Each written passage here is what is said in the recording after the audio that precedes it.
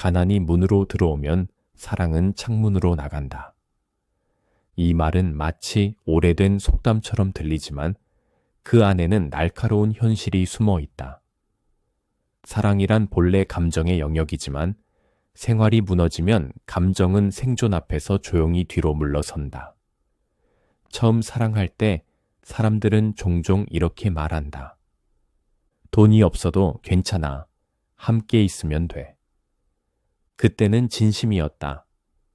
배고픔보다 서로의 미소가 더 달콤했고 미래의 불확실성보다 오늘의 설렘이 더 컸다. 하지만 시간이 흐르면 그 말이 지켜지기 위해 넘어야 하는 현실의 벽이 얼마나 높은지 깨닫게 된다. 밀려오는 월세 고지서, 마트 계산대 앞에서의 잠깐의 망설임, 병원비를 앞에 두고 서로의 얼굴을 바라보는 불편한 침묵. 이 작은 순간들이 쌓여 사랑의 결을 바꾼다. 사랑은 처음엔 감정으로 시작되지만 유지되기 위해서는 기반이 필요하다. 마치 꽃이 자라려면 햇빛과 물이 필요한 것처럼 사랑도 숨 쉴 수 있는 공기를 필요로 한다. 그 공기가 바로 안정감이다.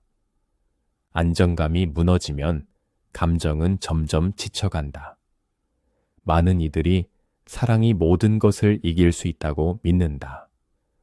그러나 사랑은 강하지만 동시에 연약하다. 특히 가난 앞에서는 더 그렇다. 가난은 하루아침에 사랑을 무너뜨리지 않는다. 대신 매일 조금씩, 그러나 확실하게 관계의 기반을 약하게 만든다. 가난이란 단순히 통장 장외 숫자가 적은 상태가 아니다. 그것은 사람의 생각과 행동을 제한하는 보이지 않는 장벽이다. 마치 발목에 묶인 모래주머니처럼 한 걸음을 내디딜 때마다 무게가 더해진다. 사람이 행복을 느끼는 순간은 크게 두 가지다. 원하는 것을 할 수 있을 때, 그리고 원하지 않는 것을 하지 않을 수 있을 때. 그런데 가난은 이 두 가지 자유를 동시에 빼앗는다. 여행을 가고 싶어도 갈 수 없고, 하기 싫은 일을 그만두고 싶어도 그럴 수 없다. 그 결과 삶은 점점 선택이 아닌 생존의 연속이 된다. 한 30대 부부의 이야기를 들어보자. 결혼 초 두 사람은 우린 부자가 아니어도 행복할 거야 라며 작은 원룸에서 시작했다. 하지만 아이가 태어나자 상황은 달라졌다. 한쪽은 야근을 밥 먹듯 하고 다른 한쪽은 육아와 아르바이트를 병행한다. 주말에도 함께 시간을 보내기 어렵다. 어느 순간부터 대화의 주제는 사랑이 아니라 생활비, 대출, 교육비가 된다. 그리고 서로의 눈빛에서 미묘한 원망이 스며든다. 가난은 단순한 물질적 결핍이 아니라 심리적 감옥이다. 해야 하는 일과 하고 싶은 일의 경계가 사라지고 생존이 삶의 대부분을 차지하게 된다. 그 감옥 안에서는 미래를 꿈꾸는 일이 사치처럼 느껴진다. 한 프리랜서 디자이너는 안정적인 직장을 떠나 내 시간의 주인이 되고 싶다. 는 꿈을 선택했다. 처음에는 자유로웠지만 불규칙한 수입이 몇 달간 이어지자 선택은 점점 줄어들었다. 좋은 프로젝트를 고를 자유 대신 당장 들어오는 일은 무엇이든 잡아야 하는 상황이 됐다. 이때 그는 깨달았다. 가난은 단순히 없음이 아니라 선택지를 지워가는 과정이라는 것을. 가난은 개인의 태만에서 비롯된다고 생각하는 사람도 있다. 하지만 많은 경우 가난은 구조에서 비롯된다. 교육 수준, 가족 배경, 지역 환경, 사회적 네트워크. 이 모든 것이 보이지 않는 출발선을 만든다. 예를 들어 비슷한 재능을 가진 두 사람이 있다고 하자. 한 사람은 부모의 지원으로 안정적인 환경에서 경력을 쌓고, 다른 한 사람은 생활비를 벌기 위해 낮에는 일하고 밤에 공부한다. 출발선이 다른 두 사람의 속도는 같을 수 없다. 그리고 그 차이는 시간이 지날수록 점점 벌어진다. 가난은 장기적인 계획을 세울 수 없게 만든다. 왜냐하면 지금 눈앞에 닥친 문제를 해결하는데 모든 정신과 에너지가 쓰이기 때문이다. 월세를 내고 카드값을 막고 다음 달 병원비를 준비하는 일. 이런 현실 속에서 5년 뒤의 목표는 공허한 소리처럼 들린다. 결국 이런 상황이 반복되면 사람은 장기적인 투자나 도전을 피하게 된다. 당장 손해볼 수 있는 건 못한다는 심리가 새로운 기회를 멀리하게 만든다. 그리고 이로 인해 가난은 다음 세대까지 이어질 수 있다. 가난이 무서운 이유 중 하나는 자존감에 미치는 영향이다. 사람은 본능적으로 타인의 시선 속에서 자신을 확인한다. 하지만 가난은 그 시선에 부끄러움을 더 씹힌다. 나는 왜 저 사람처럼 살지 못할까? 혹시 내가 무능하게 보이지 않을까? 이런 생각이 마음을 잠식하면 관계에서도 자신감이 줄고 대화조차 위축된다. 가난은 눈에 보이는 돈의 문제가 아니다. 그것은 자유, 선택, 존엄을 동시에 흔드는 힘이다. 가난은 종종 눈에 보이지 않는 무게로 다가온다. 그 무게는 갑자기 덮치지 않는다. 마치 물이 바위를 조금씩 깎아내리듯 매일 아주 조금씩, 그러나 끊임없이 관계를 침식한다. 아침에 눈을 떴을 때 오늘 하루를 어떻게 버틸까라는 생각이 먼저 드는 순간이 있다. 하루 종일 그 생각이 머릿속을 맴돌면 마음의 공간이 줄어든다. 사랑을 생각할 여유도, 따뜻한 대화를 할 마음의 온도도 점점 낮아진다. 저녁 무렵 부부가 마트 계산대 앞에 선다. 장바구니 속에는 오늘 저녁거리와 몇 가지 생필품이 들어있다. 가격이 표시된 순간 한 사람이 슬쩍 다른 사람을 본다. 이거 말고 그냥 다른 걸로 할까? 그 말에는 단순한 선택의 문제가 아니라 우리 형편에 이건 사치 아닐까? 라는 불안이 숨어 있다. 그 순간 상대방은 대답 대신 잠깐의 침묵을 택한다. 그 침묵은 대화를 마무리하지만 동시에 마음속에 작은 금을 남긴다.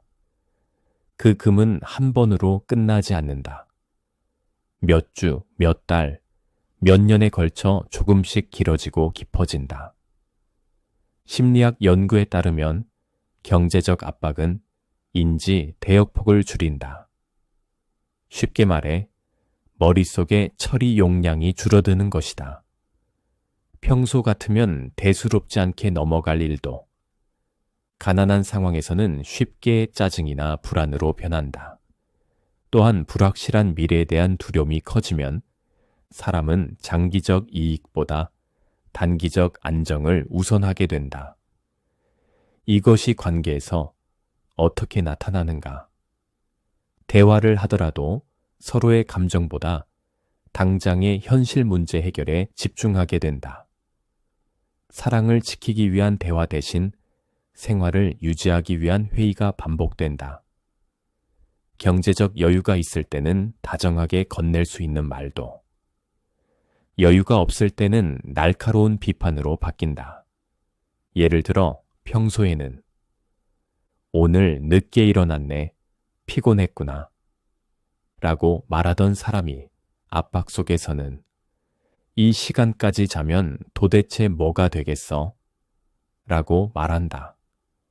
문장의 차이는 크지 않지만 그 뒤에 실린 감정의 무게가 상대방의 마음을 무너뜨린다. 가난 속에서는 작은 일이 쉽게 큰 싸움으로 번진다. 설거지를 누가 했는지, 전기세가 왜 이렇게 나왔는지, 택시를 탈지, 대중교통을 탈지 같은 문제도 감정이 겹치면 깊은 불만으로 이어진다. 이는 단순히 성격 차이가 아니라 배경에 깔린 지속적인 긴장 상태 때문이다. 끊임없는 불안과 피로가 쌓이면 관계는 파트너십에서 책임과 의무의 관계로 변한다. 가난 속에서 많은 사람들이 불편한 대화를 피한다. 돈 이야기를 꺼내면 싸움이 될까봐, 혹은 상대방을 더 힘들게 할까봐 말을 삼킨다.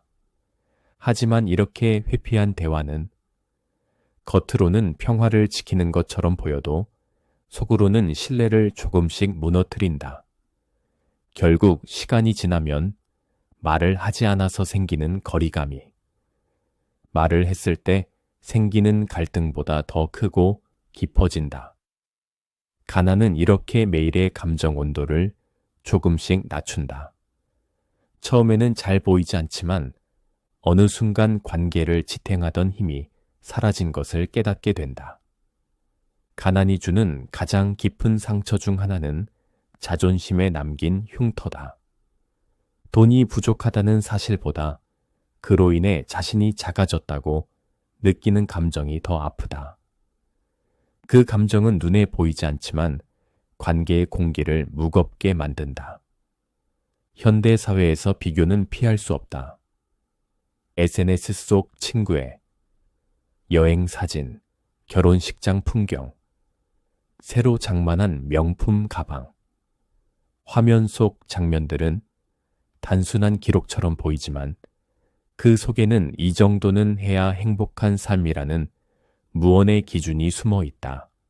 한 연인이 있었다. 여자는 SNS에서 친구들이 다녀온 해외여행 사진을 보고 말했다. 우리도 한 번쯤은 가야 하지 않을까? 남자는 잠시 웃으며 대답했지만 속으로는 계산기를 두드렸다. 한 달 월급 중 절반이 여행 경비로 빠져나갈 것을 생각하니 그 미소는 오래 가지 않았다. 그날 밤 두 사람은 여행 얘기를 꺼내지 않았다. 대신 서로에게 묘한 거리감이 생겼다. 말하지 않아도 느껴지는 나는 당신에게 원하는 걸 줄 수 없을지도 모른다는 불안과 당신은 나와 있어서 꿈을 포기해야 한다는 미안함이 동시에 흘렀다. 사람은 자신을 어떻게 인식하는가에 따라 행동이 달라진다. 그런데 가난은 자기 이미지를 서서히 깎아낸다. 나는 무능력하다는 생각이 굳어지면 관계에서도 자신감이 사라지고 방어적으로 변한다. 이런 심리는 대화의 패턴에도 영향을 준다. 상대방이 무심코 던진 말에도 예민하게 반응하고 칭찬보다는 비난을 먼저 떠올리게 된다. 결국 관계 속에서 주고받는 감정의 흐름이 부정적인 쪽으로 기울어진다. 사람들은 이런 상황에서 스스로를 지키기 위해 다양한 방어 기제를 쓴다. 스스로를 합리화하거나 더 가난한 사람과 비교하며 위안을 삼는다. 하지만 이런 방식은 잠시뿐이다. 현실이 변하지 않는 한 감정의 불씨는 사라지지 않는다. 때로는 상대방을 향한 사랑마저 방어 기제로 변한다. 나는 너를 위해 희생한다는 생각이 시간이 지나면 나는 너 때문에 희생했다는 원망으로 변질된다. 비교를 완전히 피할 수는 없다. 그러나 비교의 대상과 방식을 바꿀 수는 있다. 과거의 나와 현재의 나를 비교하는 것, 어제보다 나아진 점을 찾아내는 것이 그 예다. 또한 소셜미디어 속 삶이 전부가 아니라는 것을 의식적으로 상기하는 것도 중요하다. 사진 한 장이 보여주는 건 1초의 순간일 뿐. 그 이면에는 누구나 각자의 문제와 고민이 있다는 사실을 잊지 않는 것이다. 가난은 이렇게 자존심과 자기 이미지를 흔들고 비교를 통해 관계의 미묘한 균열을 만든다. 다음 장에서는 역사와 문학 속 사례를 통해 이 감정이 어떻게 오래전부터 사람들의 삶을 바꿔왔는지 살펴본다. 가난이 사랑을 시험하는 장면은 오래전부터 인간사의 무대 위에 존재해왔다. 시대가 달라져도 그 본질은 변하지 않았다. 다만 시험의 형태가 다르게 나타났을 뿐이다. 중세 유럽의 농노들은 태어날 때부터 가난이라는 족쇄를 차고 살았다. 사랑이든 결혼이든 선택할 수 있는 자유가 거의 없었고 대부분은 영주가 정한 삶의 틀 안에서만 움직일 수 있었다. 감정이 아무리 깊어도 토지를 떠나거나 신분을 바꾸는 일은 거의 불가능했다. 그들에게 사랑은 선택이 아니라 주어진 환경 속에서 그럭저럭 맞춰 사는 것이었다. 조선시대의 소작농들도 마찬가지였다. 작은 땅에서 목숨을 이어가며 세금을 내고 가난 속에서 가족을 부양해야 했다. 어려움이 닥칠수록 사랑은 더 단단해지는 경우도 있었지만 대부분은 생존이 우선이었고 감정은 그 뒤로 밀려났다. 고전 문학은 가난을 단순한 결핍이 아닌 인간성을 시험하는 장치로 그려왔다. 한 청년이 사랑하는 이를 위해 빵 한 조각을 훔쳤다가 평생의 낙인을 안고 살아가는 이야기. 한 소년이 굶주림을 피하려다 범죄 세계로 끌려 들어가는 이야기. 이들은 모두 가난 앞에서 감정과 도덕이 동시에 흔들리는 모습을 보여준다. 이런 작품들이 전하는 메시지는 단순하다. 가난은 나쁜 선택을 강요하고 그 과정에서 사랑마저 변질시킨다. 가난이 심리와 관계를 어떻게 무너뜨리는지 인간은 오래전부터 잘 알고 있었던 것이다. 현대 영화와 드라마 속에서도 이 주제는 여전히 반복된다. 소박하지만 행복하던 연인이 경제적 위기를 맞으며 점점 멀어지는 이야기, 또는 결핍 속에서도 끝까지 서로를 붙잡는 이야기. 어떤 작품에서는 가난이 둘을 갈라놓지만 어떤 작품에서는 오히려 더 강하게 묶어놓는다. 차이는 단 하나, 두 사람이 위기를 바라보는 시선과 그 위기를 함께 견디겠다는 의지가 있느냐에 있다. 역사와 문학은 우리에게 한 가지 사실을 알려준다. 사랑은 위대하지만 모든 것을 이기지는 못한다. 특히 생존의 문제 앞에서 사랑은 때로 너무 연약하다. 그러나 동시에 가난 속에서도 변하지 않는 사랑이 존재한다는 것도 보여준다. 그런 사랑은 조건이 아니라 결심으로 이어져 있다. 부족함 속에서도 함께 웃고 서로를 탓하지 않는 결심 말이다. 이제 우리는 가난이, 사랑을 시험하는 방식이 단순히 과거의 이야기가 아니라 지금 이 순간에도 반복되는 현실임을 알게 된다. 다음 장에서는 이러한 시험이 현대의 관계 속에서 구체적으로 어떻게 진행되는지, 그리고 어떻게 관계를 거래 관계로 변질시키는지 살펴본다. 가난은 관계를 단번에 부수는 망치가 아니다. 오히려 매일 아주 작은 힘으로, 그러나 꾸준히 두 사람 사이를 벌린다. 겉으로 보기에 별일 없는 날에도 그 힘은 조용히 작동한다. 처음 연인이 되거나 결혼을 막 했을 때 두 사람은 서로를 동등한 파트너로 바라본다. 함께 목표를 세우고 함께 나아간다. 그러나 경제적 압박이 시작되면 이 시선이 변하기 쉽다. 같이 해결하는 관계에서 누가 더 많이 기여하는가를 계산하는 관계로 바뀐다. 돈을 버는 쪽은 버는 대로 부담을 느끼고, 집안일이나 육아를 전담하는 쪽은 기여를 인정받지 못한다고 느낀다. 이렇게 되면 두 사람은 어느새 함께 사는 사람이 아니라 서로에게 빚을 지고 갚아야 하는 사람처럼 행동하게 된다. 저녁 식탁 위에 놓인 건 따뜻한 음식이지만 대화 주제는 이번 달 카드값, 다음 달 월세, 적금 해약 여부다. 이번 달엔 좀 줄이자. 줄일 게 없어. 줄이면 생활이 안 돼. 이 짧은 대화 속에는 상대방이 내 입장을 이해하지 않는다는 서운함과 나를 몰아붙인다는 불안이 동시에 들어있다. 숫자가 감정을 덮기 시작하면 서로의 말투는 조금씩 단호해지고 그 단호함은 차갑게 느껴진다. 가난 속에서 한쪽이 더 많이 희생하는 순간이 온다. 더 오래 일하거나 더 많은 집안일을 하거나 혹은 자신의 꿈을 잠시 접기도 한다.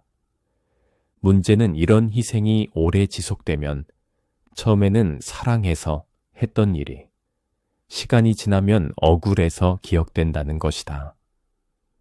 이 감정은 한번 쌓이면 쉽게 사라지지 않는다. 가난이 만든 갈등은 종종 직접적인 싸움이 아니라 침묵으로 나타난다. 말하면 다툴 걸 알기에 그냥 말하지 않는 것이다. 하지만 침묵은 해결이 아니라 관계 속 거리감을 서서히 넓히는 칼날이 된다. 가난이 시험을 주었을 때 그 시험을 이기는 관계에는 공통점이 있다. 서로를 경쟁자나 채무자로 보지 않고 여전히 같은 편, 같은 팀으로 본다는 것이다. 이들은 숫자와 상황을 이야기할 때도 감정을 먼저 다독인다. 당신 탓이 아니야.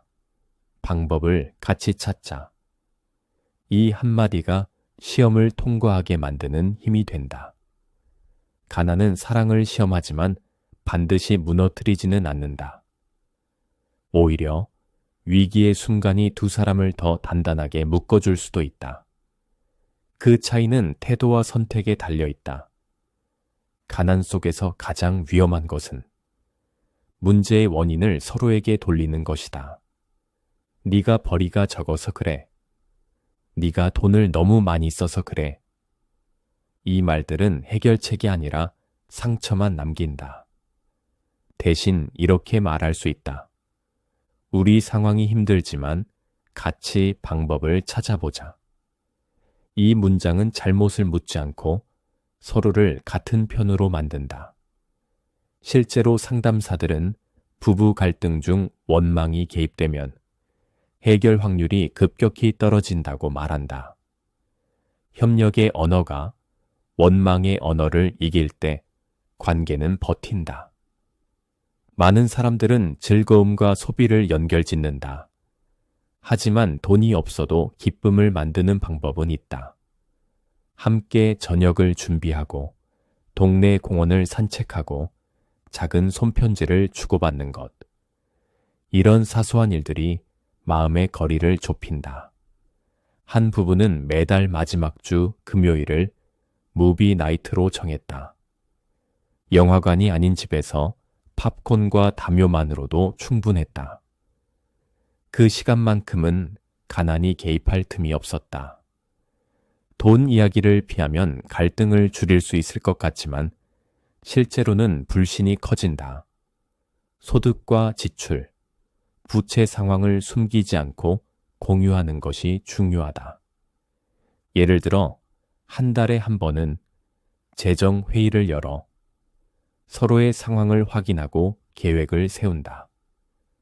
이때는 비난이 아니라 정보 공유에 초점을 맞춘다. 단기 예산과 장기 계획을 함께 세우면 우리가 같은 방향을 보고 있다는 확신이 생긴다. 예를 들어 3개월 안에 비상금 50만 원 만들기. 같은 작은 목표도 좋다. 이 목표가 달성되면 서로가 이 위기를 함께 헤쳐나갈 수 있다는 믿음이 강화된다. 가난 속에서는 당연함이 위험하다. 한 사람이 더 많이 벌거나 더 많이 집안일을 해도 그 노력이 당연하게 여겨지면 불만이 쌓인다. 오늘 하루도 고생 많았어. 내 덕분에 이만큼 버틸 수 있어. 이 짧은 문장이 상대방을 다시 같은 편으로 느끼게 한다. 가난 속에서도 사랑을 지키는 핵심은 서로를 문제의 원인으로 보지 않는 것이다. 가난은 외부의 상황이지 내부의 적이 아니다. 그 시선을 잃지 않는 한 창문은 굳게 닫힌 채로 남아있을 수 있다. 가난이 문을 열고 들어올 때 사랑은 종종 창문을 찾는다. 차가운 바람을 피해 밖으로 나가려는 듯 관계의 온도는 서서히 식고 서로의 마음은 조금씩 멀어진다. 하지만 모든 사랑이 그렇게 떠나는 것은 아니다. 어떤 사랑은 문이 열려도 창문을 단단히 닫아둔다. 그 차이는 조건이 아닌 결심에서 나온다. 사랑을 오래 지키는 사람들은 알고 있다. 좋은 날에만 함께할 수 있는 사랑은 오래 가지 않는다는 것을. 어려움이 찾아와도 함께 서 있는 순간, 비로소 그 사랑은 뿌리를 내린다. 결심이 있는 사랑은 서로를 탓하는 대신 위기를 두 사람이 함께 마주해야 할 외부의 적으로 본다. 그 결심이 있으면 가난은 더 이상 두 사람 사이에 놓인 벽이 아니라 함께 넘어야 할 언덕이 된다. 창문을 닫는다는 건 단순히 버티는 게 아니다. 바람이 불어도 밖에서 유혹이 있어도 내가 선택한 자리를 지키겠다는 마음이다. 그 마음은 매일의 작은 행동에서 자란다. 하루를 마치며 고생한 서로를 인정하는 말, 사소한 기쁨을 함께 나누는 시간, 그리고 가난을 탓하지 않고 앞으로를 이야기하는 태도. 사랑은 금으로 치장한 날보다 흙먼지 속에서 서로의 손을 잡아주는 날에 더 강해진다. 문이 열려도 창문은 닫을 수 있다. 그건 상황이 아니라 두 사람이 내리는 결심이다. 금수저와 흙수저. 이 단어는 부모의 재산뿐 아니라 출발선의 차이를 보여준다.